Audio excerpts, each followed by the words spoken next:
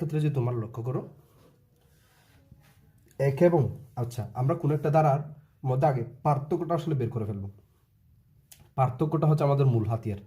পার্থক্যটা বের নির্ণয় করলে দেন আমরা বুঝে যাব এই প্যাটার্নের মধ্যে আসলে কোন ধরনের এই ধারার মধ্যে আসলে কোন ধরনের প্যাটার্ন আসলে বিদ্যমান। যেমন 1 এবং 4 পার্থক্য হচ্ছে কত?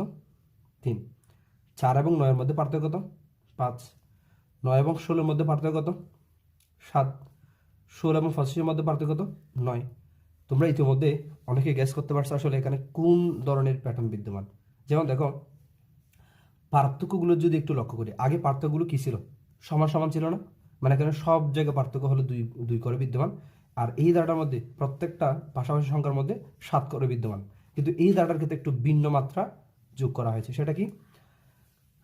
4 এবং 1-এর মধ্যে পার্থক্য 3, অর্থাৎ প্রথম দুটো সংখ্যার মধ্যে পার্থক্য 3, আবার দ্বিতীয় দুটো সংখ্যার মধ্যে পার্থক্য 5, দেন পরবর্তী আবার পার্থক্য 7, পরবর্তীতে আবার পার্থক্য 9। অর্থাৎ পার্থক্যের মধ্যে আবার একটা প্যাটার্ন লক্ষ্য করা যাচ্ছে, সেটা হচ্ছে 3, 5, 7, 9। অর্থাৎ এই পার্থক্যগুলোর মধ্যে আবার কি বৃদ্ধি পাচ্ছে? 2 করে বৃদ্ধি পাচ্ছে।